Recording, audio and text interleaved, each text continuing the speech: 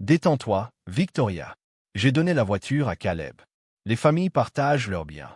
C'est ce que mon père m'a dit quand je l'ai appelé, en riant comme s'il ne venait pas de me voler mon SUV personnalisé à 82 000 $ garé devant chez moi.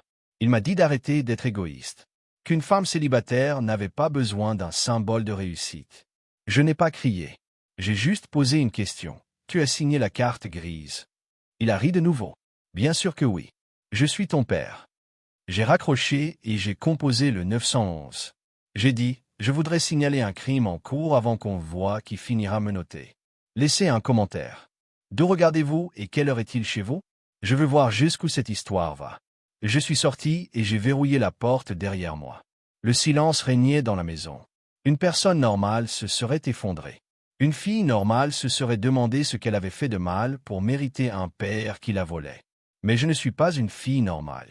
Je suis experte comptable judiciaire. Je passe 50 heures par semaine à analyser comment les gens dissimulent leur argent, comment ils justifient leur vol et comment ils nient leurs fautes dans des tableurs. Et là, dans mon couloir, je n'assistais pas à une dispute familiale. J'étais face à une scène de crime. Je n'ai pas pleuré. Pleurer, c'est être surpris. Et au fond, je n'étais pas surpris. Je suis allé à la cuisine et j'ai versé un verre d'eau. Ma main ne tremblait pas. Mon cerveau était déjà en train d'analyser les données. Il faisait abstraction de l'émotion pour trouver le mobile. Douglas n'avait pas pris la voiture pour que Caleb la conduise. C'était le mensonge qu'il se racontait pour dormir. Caleb n'avait pas le permis. Il était accro au jeu et avait des dettes envers des gens qui ne lui envoyaient pas de mise en demeure par courrier. Il les lui envoyait par des fenêtres brisées et des os cassés. Je connaissais cette dette. Je le savais parce que Douglas avait essayé de m'emprunter 50 000 $ 3 jours auparavant. Il avait appelé, la voix tendue et désespérée, me demandant un prêt relais pour une affaire qui n'existait pas. J'avais refusé. J'avais posé des limites, et c'était mon erreur. Je pensais que dire non l'arrêterait. J'avais oublié que pour un homme comme Douglas, une limite n'est pas un mur. C'est un défi. Je suis resté là, serrant la vitre froide, et j'ai compris ce qui se passait. Il ne s'agissait pas de trouver une voiture pour Alec, la petite amie enceinte de Caleb. Alec n'était qu'un prétexte pour faire passer le vol pour une œuvre de charité. C'était une liquidation. Douglas avait volé ma voiture parce que c'était le seul bien familial qui avait encore de la valeur. Il ne comptait pas me la rendre. Il prévoyait de la vendre à un ferrailleur ou à un escroc sans scrupules ce soir même, de prendre l'argent, de rembourser le bookmaker de Caleb et de me laisser gérer l'assurance. Et là, la vérité m'a frappé de plein fouet. Ce n'était pas seulement de la cupidité. C'était bien pire. C'était un calcul. Pendant des années, je me suis demandé pourquoi mon père pouvait me traiter ainsi. Pourquoi pouvait-il sourire à ma remise de diplôme et vider mon compte épargne la semaine suivante? Pourquoi pouvait-il vanter ma carrière auprès de ses amis, mais exiger que je me porte garante de ses prêts douteux en privé? Debout dans cette cuisine silencieuse, j'ai enfin compris. Ce n'était pas de la haine. C'était des calculs froids et narcissiques. Douglas ne me haïssait pas. Il regardait simplement ses comptes. D'un côté, il y avait Caleb, son fils chéri, son héritage. Le fils qui portait son nom, mais qui était incapable de trouver un emploi. De l'autre côté, il y avait moi, la fille, la ressource, le plan B. Caleb était un investissement qu'il refusait de laisser péricliter. J'étais un actif qu'il pouvait se permettre de liquider. À ses yeux, ma carrière, ma solvabilité et ma sécurité étaient des garanties jetables. Me sacrifier pour sauver Caleb n'était pas un crime pour lui. C'était une décision commerciale judicieuse. Il avait comparé mon avenir au confort de son fils et avait décidé que j'étais le prix qu'il était prêt à payer. Cette lucidité a transformé mon choc en quelque chose d'utile. Elle en a fait un moteur. Il pensait avoir affaire à une fille blessée qui pleurerait, se plaindrait et finirait par lui pardonner, car la famille est primordiale. Il m'avait oublié. Il avait oublié que je traque les menteurs pour gagner ma vie. Il pensait avoir résolu son problème, mais il venait de déclencher une guerre qu'il ne pouvait pas se permettre. Je me suis assise à mon bureau et j'ai allumé mon ordinateur. Mon téléphone était déjà allumé sur la surface à côté de moi. Un signal sonore. Une notification a défilé sur l'écran. Code d'authentification à 2 facteurs, 4920. Un autre signal sonore. Code d'authentification à 2 facteurs, 8831. Un troisième signal sonore. Alerte. Tentative de connexion infructueuse. Portail du service des immatriculations. J'ai fixé les chiffres lumineux et j'ai senti un nœud de dégoût froid et dur se former dans mon estomac. Douglas n'était pas seulement en train de partir avec ma voiture. Il était assis sur le siège passager, tâtonnant pour tenter de percer mes secrets numériques. Il essayait de se connecter au site web du service des immatriculations pour transférer la carte grise électronique. Il devinait des mots de passe. Il essayait probablement ma date de naissance, le nom de jeune fille de ma mère ou le nom du chien que nous avions quand j'avais 12 ans.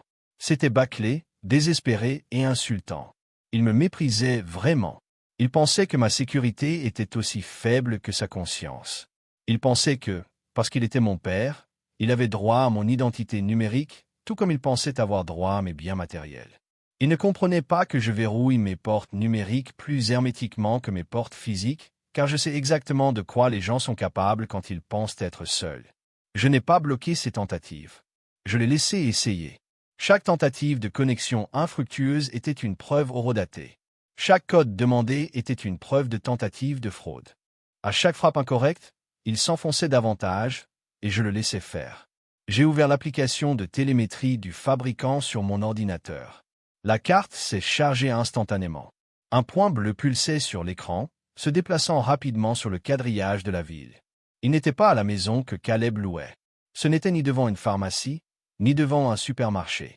Le point filait à toute allure sur l'Interstate 95, direction sud. Les données télémétriques défilaient sur le côté de l'écran. Vitesse 137 km/h, régime moteur à fond. Caleb conduisait ma voiture de précision comme si c'était un kart volé. J'ai zoomé sur la carte pour visualiser sa trajectoire. Il ne roulait pas au hasard. Il se dirigeait vers la zone industrielle, plus précisément vers un ensemble d'entrepôts près de la sortie 42. Je connaissais le coin.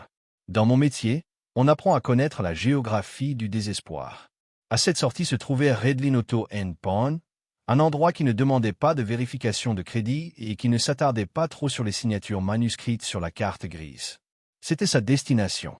La dernière pièce du puzzle s'est mise en place. Douglas n'empruntait pas la voiture. Il ne la gardait même pas. Il la revendait.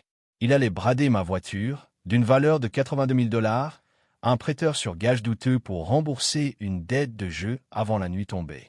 Si cette voiture touchait le bitume de Redline Auto, elle disparaîtrait. Elle serait démantelée pour récupérer les pièces ou expédiée hors de l'état dans un conteneur en moins de 24 heures. J'ai regardé la vitesse affichée, 142 km/h. Je pouvais appeler la police et espérer qu'il l'intercepte, mais une course-poursuite à grande vitesse avec un conducteur sans permis, c'était la garantie d'un accident. Je ne voulais pas d'un tas de ferraille. Je voulais ma voiture, et je voulais que justice soit faite. J'ai regardé le tableau de bord de l'application. Il y avait un bouton que je n'avais jamais utilisé, une fonction conçue pour les parents d'adolescents au volant ou les propriétaires qui font appel à un service de voiturier. Il s'appelait « limiteur de vitesse à distance ». J'ai survolé le bouton avec ma souris. Douglas pensait avoir le contrôle parce qu'il avait la clé. Il avait oublié que, de nos jours, la propriété d'un véhicule ne se résume pas à celui qui le possède physiquement.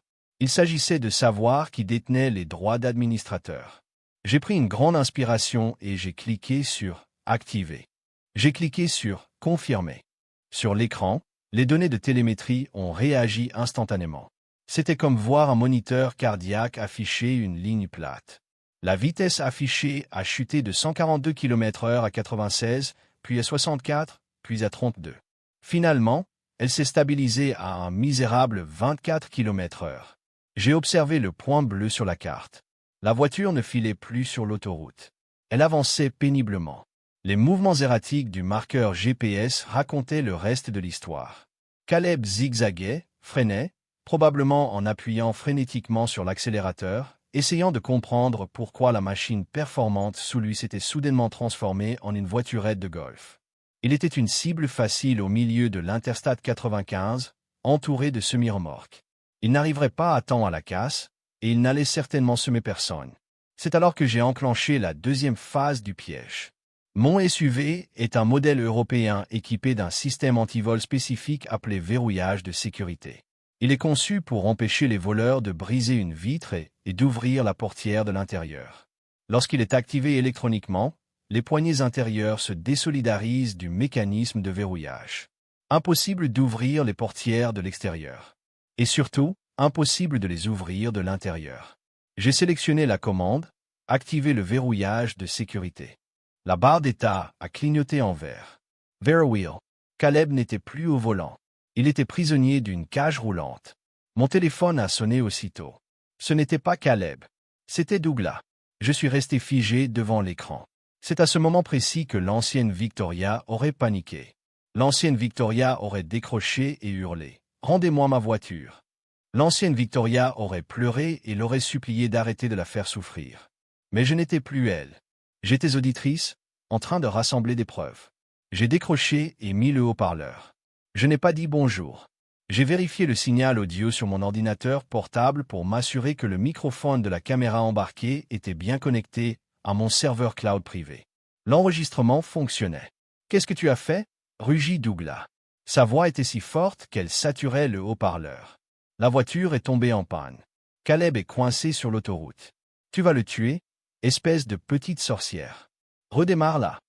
Je suis resté immobile sur ma chaise. Je n'ai pas dit un mot. Tu m'écoutes? Hurla-t-il. Déverrouille la voiture. Il doit aller à cette réunion. Ces gens-là n'attendent pas. Voilà, la réunion. Ces gens-là. Ils confirmaient l'échéance. Ils confirmaient le danger. Je sais que tu m'entends, cria-t-il, la voix brisée par le désespoir. Tu t'y crois maligny? Tu crois que cette voiture t'appartient? J'ai signé la carte grise. J'ai signé en tant que ton père. J'ai ton consentement implicite. Tu es ma fille. Ce qui est à toi est à moi. J'en ai le droit. J'ai eu envie de l'interrompre.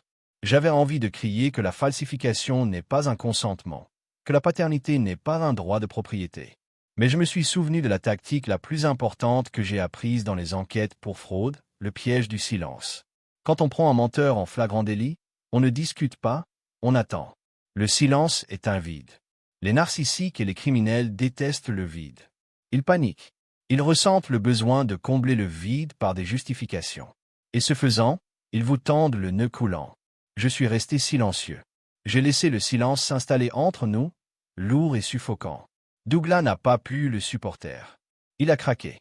N'ose même pas me juger. A-t-il craché? La respiration haletante. J'ai fait ce que j'avais à faire.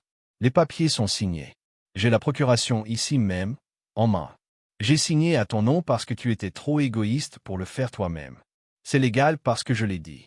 Maintenant, déverrouille ces foutues portes avant que je vienne les défoncer. Je t'ai eu. Il venait d'avouer avoir signé à mon nom. Il avait avoué être en possession du faux document. Il avait fait tout ça alors que le serveur cloud enregistrait chaque mot. J'ai regardé la carte. Caleb avait réussi à sortir la voiture de l'autoroute et s'engager dans la zone industrielle. Il se dirigeait vers le garage clandestin, roulant à une vitesse d'escargot, 25 km/h, se livrant lui-même et les preuves exactement là où je le voulais. « Victoria !»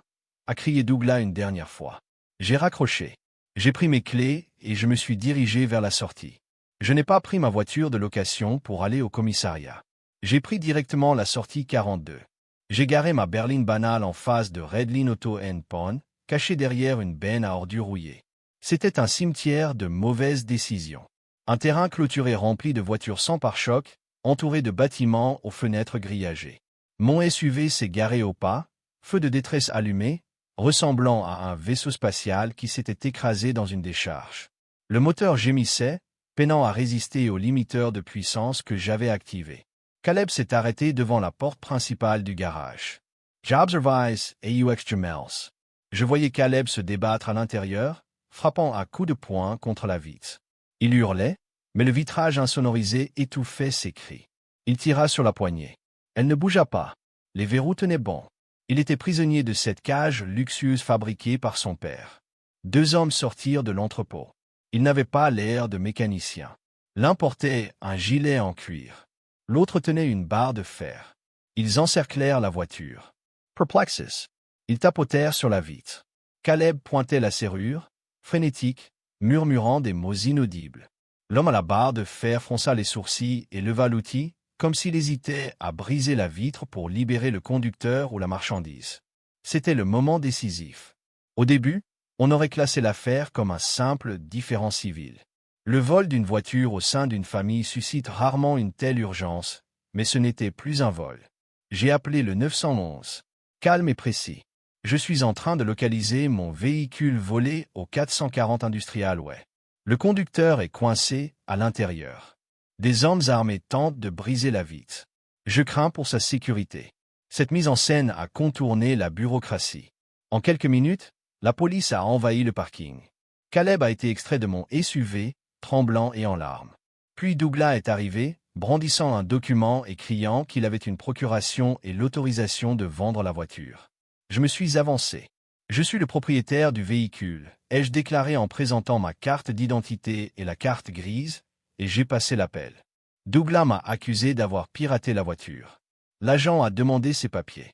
Douglas les lui a fièrement remis. Cette signature est falsifiée, ai-je dit clairement pour les caméras corporelles. En la présentant pour faciliter la vente d'un véhicule volé, il a commis une fraude. Le document est devenu une preuve. Douglas avait fourni à la police la preuve de son crime. Alors que les agents s'apprêtaient à l'arrêter, Douglas a paniqué. Il s'est cogné la tête contre une voiture de police, s'est effondré et a crié que je l'avais agressé. Je n'ai pas réagi. J'ai tapoté mon téléphone. Ma caméra embarquée télécharge automatiquement, ai-je dit. Actualise la vidéo. Les images montraient Douglas se blesser. Levez-vous, a dit l'agent. Vous avez ajouté fausse déclaration et rébellion. Douglas a été menotté. Caleb a suivi. L'affaire était close. J'ai dit à Haley que je ne porterais pas plainte contre elle et je lui ai donné une carte d'expert comptable judiciaire. Puis je suis parti. Des semaines plus tard, les affaires ont progressé sans moi. J'ai vendu le SUV, changé de numéro et remplacé tout ce qui y était lié. Quand la police m'a rendu le double de la clé qu'ils avaient trouvée sur Douglas, je ne l'ai pas gardé. Je l'ai mis dans un broyeur industriel. Couper les ponts avec sa famille toxique n'est pas de la cruauté. C'est une opération. On ne les abandonne pas. On leur survit. Et pour la première fois, j'étais